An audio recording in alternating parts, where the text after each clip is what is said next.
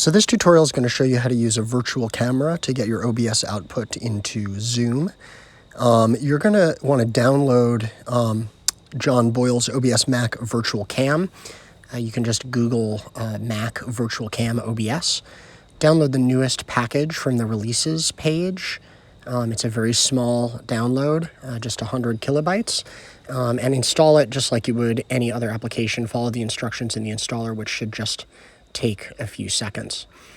Once you get the virtual camera plugin installed, you should see OBS Virtual Cam as a camera in your video conferencing software of choice, although not every application supports OBS Virtual Cam. So here I've opened Zoom, and if you select the video settings menu, you can see that in addition to the built-in webcam and my key eraser, I've got OBS Virtual Cam. And when I select it, I'm going to see that currently there's no output because, of course, OBS isn't yet running. So I'm going to open OBS.